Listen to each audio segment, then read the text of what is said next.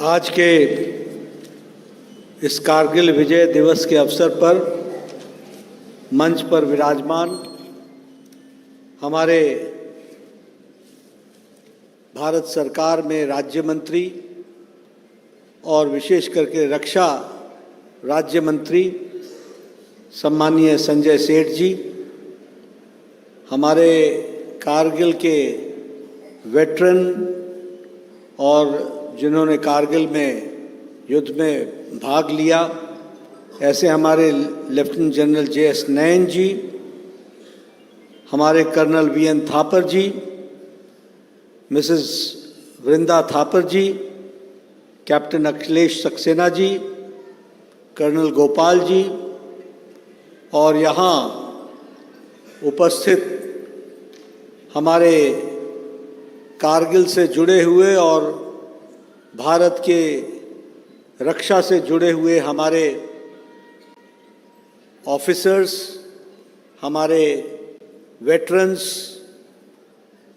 और जिन्होंने अपना जीवन भारत की रक्षा के लिए लगाया, ऐसे हमारे सभी सम्माननीय सज्जन वृंद और मेरे मित्र और पार्टी के हमारे कार्यकर्ता और इलेक्ट्रॉनिक मीडिया के माध्यम से जुड़े हुए लाखों करोड़ों लोग, ये हम सबका आज सौभाग्य है कि जब हम कारगिल विजय दिवस मना रहे हैं तो भारतीय जनता पार्टी सदा की तरह नहीं सिर्फ अपने राष्ट्रीय कार्यालय में, नहीं सिर्फ अपने प्रदेश के कार्यालय में, बल्कि हर जिले में कारगिल विजय दिवस मनाकर भारत की रक्षा के साथ और भारत के फौज के साथ जुड़े हुए लोगों के साथ खड़े।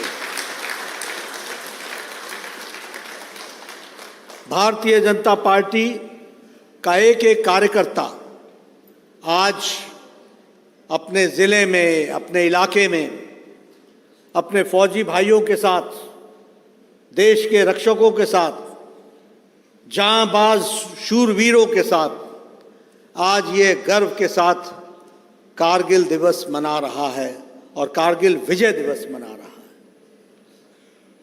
हम सबके लिए ये दिन ज़्यादा महत्वपूर्ण इसलिए भी है कि हम 26 जुलाई को ये हम रजत जयंती के रूप में 25वां विजय दिवस मना रहे हैं, इसको भी हमको ध्यान में रखना चाहिए। आज से 25 साल पहले ये विजय हमने हासिल की थी और ये विजय सिर्फ कोई टाइगर हिल की विजय नहीं थी। ये विजय सिर्फ कोई द्रास सेक्टर की विजय नहीं थी। यह विजय किसी पहाड़ी पर तिरंगा झंडा की जीत नहीं थी। ये भारत के शौर्य की जीत थी, ये भारत के अस्मिता की जीत थी। इसको भी हमको ध्यान में रखना चाहिए और इसलिए आज के दिन हम सब के लिए यह जहां हमें सुखद अनुभव देता है कि हमने विजय हासिल की, वहीं अपने वीर शहीदों को भी याद करता है, जिन जांबाजों ने अपना जान की आहुति लगा करके इस देश की रक्षा की। अभी हमने छोटी सी फिल्म देखी, आपने देखा किस तरीके से हमारे जांबाज शौर्य के साथ देश की रक्षा के लिए लड़ते रहे और उन्होंने विषम परिस्थिति में कठिन लड़ाई लड़ करके तिरंगा झंडा अपना फहराया और विजय हासिल की। मित्रों, यह हमारे लिए बहुत ही महत्वपूर्ण है कि हम जानें कि यह युद्ध किस प्रकार का युद्ध था। मुझे याद है कि मैं उस समय हिमाचल प्रदेश में प्रदेश सरकार में मंत्री था और मुझे याद है कि उस समय जब कारगिल युद्ध हो रहा था तो आए दिन कोई न कोई हमारा फौजी भाई शहीद होकर के वह शहादत के साथ तिरंगे से लिपटा हुआ हमारे किसी न किसी गांव में पहुंच रहा था। वो भी मैंने दिन देखे हैं। लेकिन मैं यहां बताना चाहता हूं कि कारगिल का युद्ध, जैसे भारत हमेशा जानता है कि हम किसी पर युद्ध नहीं करते, हम किसी पर अटैक नहीं करते, लेकिन कोई अटैक करे तो उसको नस्तो नाबूद करने में भी कोई कसर नहीं छोड़ते। यह हमारा इतिहास है। अगर 62 में हमने चीन से लड़ाई लड़ी, अगर 65 में हमने पाकिस्तान के छक्के छुड़ाए, अगर 71 में हमने लड़ाई लड़कर के बांग्लादेश को स्थापित करते हुए और पाकिस्तान को मुंह तोड़ जवाब देते हुए उनके फौजियों को सरेंडर करने के लिए मजबूर किया, तो वहीं कारगिल में भी भारत की फौजें पीछे नहीं रहीं और तिरंगा झंडा गाड़ करके भारत की रक्षा की। लेकिन ये लड़ाई हुई कैसे? ये पाकिस्तान चोरों की तरह चुपके चुपके आ करके टाइगर हिल पर बैठ गया और स्ट्रेटेजिक जगह लेकर के इसने भारत के जमीन पर, सरजमी पर आधिपत्य जमाने की कोशिश की। हमें मालूम होना चाहिए कि जब हम ये लड़ाई लड़ रहे थे तो हम विषम परिस्थिति में लड़ रहे थे। उन्होंने पहाड़ी के ऊपर अपने आप को स्थापित कर लिया था, अपने आप को बंकर्स में बैठा करके सुरक्षित कर लिया था और नीचे से आने वाली फौजों पर अटैक करने के लिए संपूर्ण असला भी रख लिया था। यह लड़ाई विषम परिस्थिति की थी, उल्टी लड़ाई थी। हम नीचे से ऊपर बढ़ना था और उन्हें ऊपर से नीचे वाले को रोकना था, जो बहुत ही आसान था। लेकिन यह भारत के हमारे फौज का पराक्रम था, परिश्रम था, जिन्होंने उनको मुंह तोड़ जवाब दिया और टाइगर हिल तक पहुंच करके तिरंगा झंडा फहराया और हमने वहां जीत हासिल की। यह हमको ध्यान में रखना चाहिए। मैं जब आपको यह बता रहा हूं कि मेरे गांव में, हमारे गांव में आए दिन शहादत देने वाले नौजवान आ रहे थे, तो मैं हिमाचल प्रदेश से आता हूं। वहां हर घर से कोई ना कोई हमारा फौजी भाई है, हमारे देश की रक्षा के लिए हमारे प्रहरी हैं। हमने 62 के बारे में भी सुना है। मैं उस समय 2 वर्ष का था, इसलिए मुझे ज्ञान नहीं था। 65 में थोड़ा थोड़ा ध्यान में आया, लेकिन 71 की मुझे अच्छी तरीके से याद है। जब फौजी की शहादत होती थी तो उसका ट्रंक आता था, उसकी वर्दी आती थी, उसका कैप आता था, उसका आइडेंटिटी कार्ड आता था, लेकिन फौजी का पार्थिव शरीर नहीं आता था। ये अटल बिहारी वाजपेयी जी भारत के प्रधानमंत्री थे, जिन्होंने कहा कि अगर शहादत देने वाला हमारा शूरवीर योद्धा वो किसी परिवार का नहीं है, वो किसी गांव का नहीं है, वो किसी प्रदेश का नहीं है, वह देश का है, सारा देश उसके साथ खड़ा होगा। और तब से ये प्रथा चली कि शहीद वीरों का पार्थिव शरीर घर तक लाया जाएगा और पूरे सम्मान के साथ सारा देश खड़ा होगा। इस बात को उस समय से हम लोगों ने शुरू किया। मैं यहाँ ये भी बताना चाहता हूँ, बहुत सी बातें हैं जिस पर चर्चा करना चाहूँगा, लेकिन मैं एक बात और कहना चाहता हूँ। कुछ लोगों ने फौज का उपयोग तो किया, लेकिन फौज को जो स्थान देना चाहिए था वो स्थान नहीं दिया। आज के दिन याद दिलाना ठीक नहीं है, लेकिन जब लोग राजनीति करते हैं तो मैं भी एक राजनीतिक दल का सदस्य हूं और उसका अध्यक्ष हूं, तो मेरी जिम्मेवारी बन जाती है कि मैं आपको सच्चाई बताऊं। ये OROP, one rank one pension, ये 1971 में से लोग मांग रहे थे। पीढ़ियां रिटायर हो गई, 40 वर्ष बीत गए, किसी ने ध्यान नहीं दिया। और जाते जाते हमारे इलाके में कहते हैं पायता डालना, शगुन डालना। 500 करोड़ रुपए का शगुन डाल के बोला बजट में कि हम OROP ले आएंगे। आपने उनको 2014 में विदा कर दिया। मोदी जी को लेकर के आए और 1 रैंक 1 पेंशन लागू किया। आज 1,25,000 करोड़ रुपए हमारे फौजी भाइयों को, एक सर्विसमैन को देने का काम 1 रैंक 1 पेंशन में किया। उसी तरीके से मैं तो फौजियों के बीच में रहा हूं। पाकिस्तान का जब अटैक होता है, पुंछ, राजौरी, डोडा, किश्तवाड़, इन सारे इलाकों में जब गोलियां चलती हैं, और मैं तो कठुआ के बॉर्डर को भी देख करके आया हूं। जब मैं यूपीए के जमाने में जाता था तो फौजी जो वहां खड़ा होता था बॉर्डर पर, और सामने मैदान होता था, ऊपर पहाड़ी होती थी, तो फौजी मुझसे कहता था, साहब आप ज्यादा देर यहां मत खड़े रहो, पता नहीं कब गोली चल जाएगी, और आपको लग गई तो हमारे ऊपर बनाएगी, इसलिए आप ज्यादा देर यहां मत रहो, जाइए। जब मैं वहां जाया करता था और पूछा करता था तुम कैसे हो, तो कहता था मैं खड़ा तो हूं प्रहरी के रूप में, लेकिन मेरे हाथ बंधे हुए हैं। मैं पूछता था कि तुम्हारे हाथ कैसे बंधे हुए हैं, तो कहता है कि हमें जवाब देने का अधिकार नहीं है।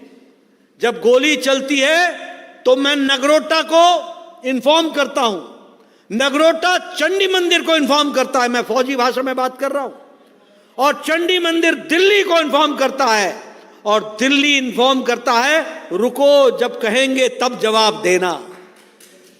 ये प्रधानमंत्री मोदी जी ने कहा कि जहां से गोली चले, जिधर से गोली चले, जब तक गोली शांत ना हो जाए तब तक रुकना नहीं। ये हमने आज बदलता भारत देखा।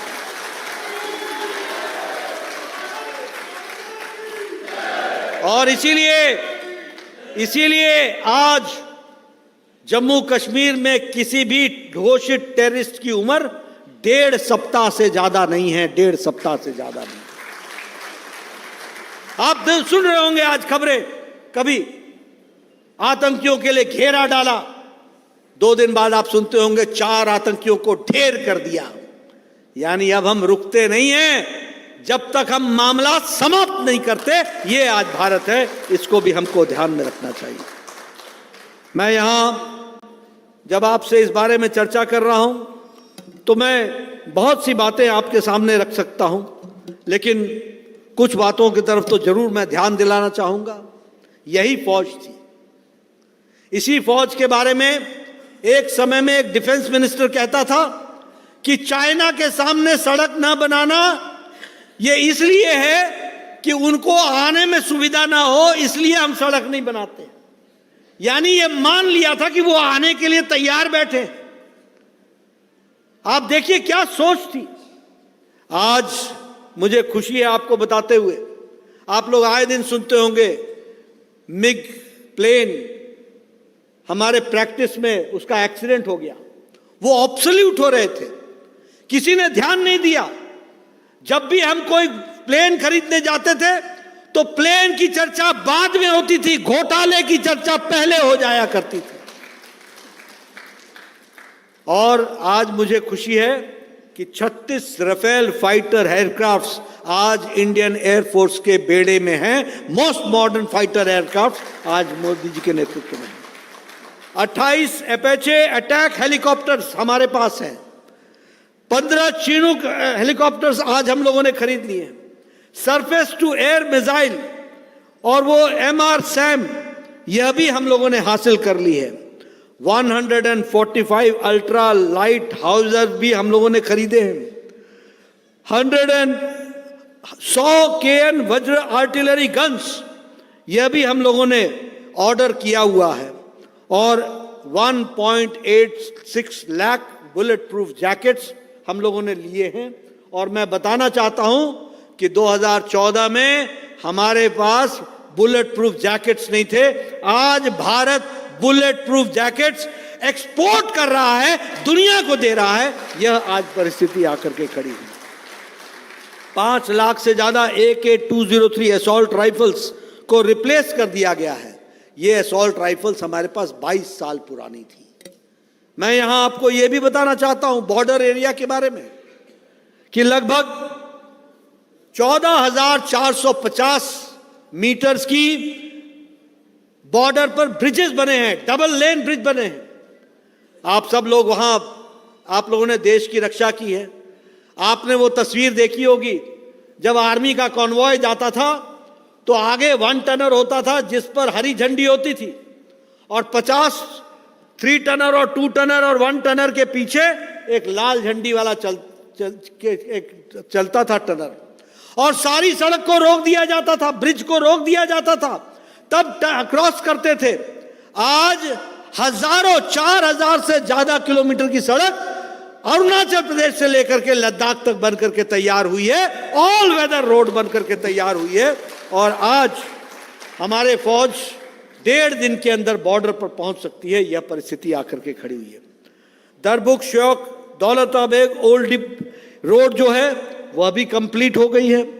45 किलोमीटर की जो सिवोक रैंगपोल रेल लिंक है उस पर भी टनलिंग का काम चल रहा है 93 किलोमीटर्स का। यानी भारत की रक्षा को मेन स्ट्रीम पर लाने का काम किया है तो वो भारत के यशस्वी प्रधानमंत्री नरेंद्र मोदी जी ने किया है। इसको भी हमको ध्यान में रखना चाहिए और इस तरीके से विकास के काम को आगे बढ़ाने का काम किया है। आज 5 स्क्वाड्रन्स के लगभग 400 surface to air missile systems हम लोगों ने ट्रैक किए हैं। मिसाइल ट्रैकिंग शिप वो भी हम लोगों ने बनाई है। इंडिजिनस वॉरशिप वो भी भारत के पास है। ये भारत का शौर्य, ये भारत का गौरव, ये हासिल हुआ है। इसको भी हमारे ध्यान, हम सब लोगों के ध्यान में है। इसलिए जब हम कारगिल दिवस मना रहे हैं तो उसमें हम इन सारी बातों को ध्यान में रखते ही हैं।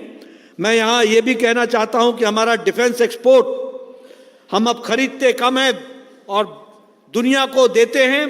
88,319 करोड़ रुपए का डिफेंस प्रोडक्ट हम एक्सपोर्ट कर रहे हैं। ये हमारी स्थिति बनी है, इसको भी हमको ध्यान में रखना चाहिए। मित्रों, मैं यहाँ ये भी आपको बताना चाहता हूँ कि हम देश के साथ, फौज के साथ, किसी के साथ राजनीति नहीं करते हैं। देश हित हमारे सामने है। दुनिया के सारे रिपोर्ट्स ने और भारत के सारे रिपोर्ट्स ने कहा था कि भारत की फौज और जवान होनी चाहिए, यंग फौज होनी चाहिए, और अग्निवीर उसी लक्ष्य को पूर्ति करने का रास्ता रहा है। और इसीलिए आज हमारी फौज यंग फौज बन रही है जो फाइटिंग स्पिरिट के साथ देश की रक्षा कर सके और उसको आगे बढ़ाने का काम कर रहा है। लेकिन मुझे दुख है कि जब हम इन सारी बातों की चर्चा करते हैं तो कुछ लोगों को हर चीज में राजनीति दिखती है, और राजनीति देखते देखते वो देश भूल जाते हैं और उनके लिए राजनीति महत्वपूर्ण हो जाती है और अपने आप को बढ़ाना यही उनका उद्देश्य बन जाता है। और इसीलिए हम जानते हैं कि जो भी फैसले प्रधानमंत्री मोदी जी ने लिए हैं, अग्निवीर के बारे में सभी लोगों ने बताया है कि किस तरीके से हमारी फौज नौजवान भी होगी, देश की रक्षा भी कर पाएगी, और इसके साथ साथ अग्निवीरों को अपने जीवन में ठीक ढंग से सेटल करने के लिए उनको भी एम्प्लॉयमेंट का पूरा स्कोप दिया जाएगा। इस बात को बार बार कहा गया है। हमारी प्रदेश सरकारें, उनको चाहे वो पैरामिलिट्री फोर्सेस हो, चाहे वो हमारे पुलिस फोर्सेस हो, सभी अग्निवीर को एडजस्ट करने के बारे में और उनको आगे लाने के बारे में कहा गया है। लेकिन कुछ लोग ऐसे हैं जो हमेशा देश की रक्षा के साथ खिलवाड़ करने के लिए राजनीति को सर्वोपरि कर देते हैं। आज प्रधानमंत्री जी द्रास गए, हमारे संजय सेठ जी द्रास गए, और प्रधानमंत्री जी के लिए नई बात नहीं है कि आज वो गए होंगे। हर दिवाली उन्होंने हमारे फौजी भाइयों के साथ मनाई है, ये भी हमको ध्यान में। और मैं पूछना चाहता हूं, मुझे बताइए, जब ये कारगिल की लड़ाई हो रही थी, कौन सा कांग्रेसी नेता द्रास गया था? कौन सा कांग्रेसी नेता कारगिल गया था? लेकिन मैं ये छाती ठोक कर बोल सकता हूं, उस समय भी हिमाचल के प्रभारी और भारतीय जनता पार्टी के महामंत्री नरेंद्र मोदी फौजियों का हौसला बढ़ाने के लिए कारगिल गए थे। और आपने अभी इस मूवी में उनके तस्वीरें भी आपने देखी। इस तरीके से देश की रक्षा के लिए हमारे प्रधानमंत्री जुटे। लेकिन ये यहां क्या कहते हैं, का द्रास जाना यानी राजनीति करना, द्रास जाना यानी राजनीति करने की बात करना। ये क्या जाने इनको क्या मतलब देश की रक्षा से, इनको तो सब जगह राजनीति दिखती है। और ये लोग जब इस तरीके की टिप्पणी करते हैं और ये लोग जब ऐसे कारगिल विजय दिवस को इस तरीके से कहते हैं तो मुझे वो ध्यान में आता है कि ये कारगिल दिवस मना कैसे सकेंगे। जिन लोगों ने बॉफर्स में दलाली खाई, जिन लोगों ने जीप स्कैंडल में दलाली खाई, जिन्होंने ऑगस्टा वेस्टलैंड में दलाली खाई, जिन्होंने सबमरीन में दलाली खाई, जिनकी उत्पत्ति ही दलाली और कमीशन से बनी हो, वो कारगिल का विजय दिवस किस तरीके से मना सकते हैं? इनकी तो नैतिक शक्ति ही नहीं है कि ये कभी कारगिल दिवस मनाएं। और ये लोग, ऐसे लोग, ये भारत के शौर्य के बारे में क्या चर्चा करेंगे? जो सर्जिकल स्ट्राइक पर प्रश्न खड़े करते हो, जो प्रधानमंत्री मोदी जी ने कहा उरी में तुमने घटना घटी है, उसका जवाब दिया जाएगा और सर्जिकल स्ट्राइक होती है। पुलवामा में घटना घटती है, कौन सा ऐसा भारत का प्रधानमंत्री पैदा हुआ जिसने कहा हो तुमने बहुत बड़ी गलती कर दी है, तुमको इसका खमियाजा भुगतना पड़ेगा? ये कहा तो नरेंद्र मोदी जी ने कहा और उसके बाद बालाकोट का एयर स्ट्राइक हो गया और एयर स्ट्राइक होने के बाद पाकिस्तान चू तक नहीं कर सका। ये भी नहीं बोल सका कि मार पड़ी है, ये भी नहीं बोल पड़ सका कि मार पड़ी है। और ये कांग्रेसी भाई ये पूछते हैं कि इसका प्रमाण क्या है? बताइए, ऐसे लोगों को कोई देशभक्ति दिखती है आपको? कहीं दिखती है आपको उनकी देशभक्ति? ये आपसे प्रमाण मांग रहे हैं। आप देखो इनका हाल, बॉफर्स में दलाली तुम खाओ, सबमरीन में दलाली तुम खाओ, ऑगस्टा वेस्टलैंड में दलाली तुम खाओ। और सबसे बड़ी बात यह है, भारत देश जानना चाहता है कि ये राजीव गांधी फाउंडेशन, ये राजीव गांधी फाउंडेशन जो एक ट्रस्ट है, एक संस्था है, वह कम्युनिस्ट पार्टी ऑफ चाइना के साथ किस तरीके से, किस मुंह से समझौता करता है।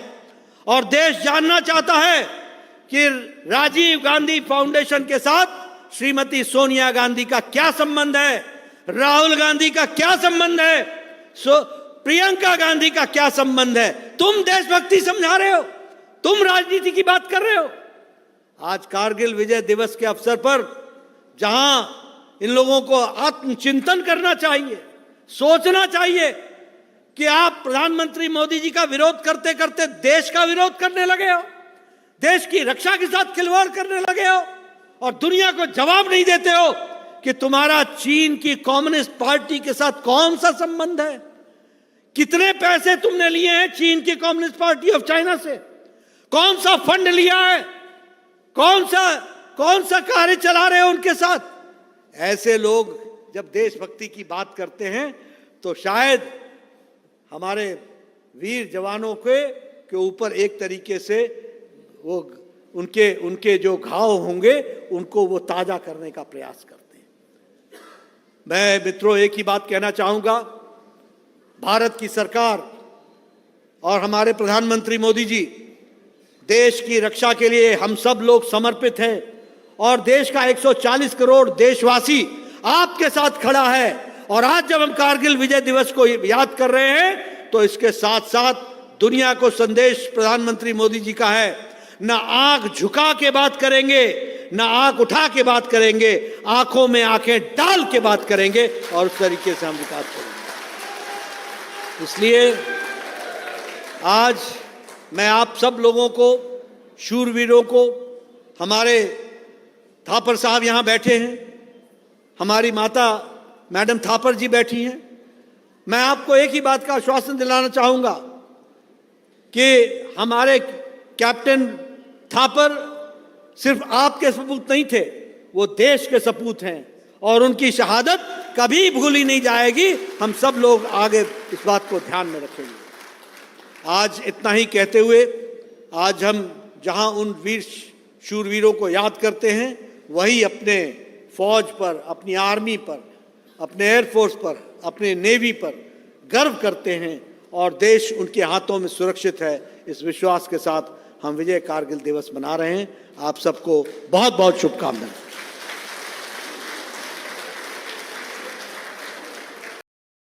Like, share, subscribe.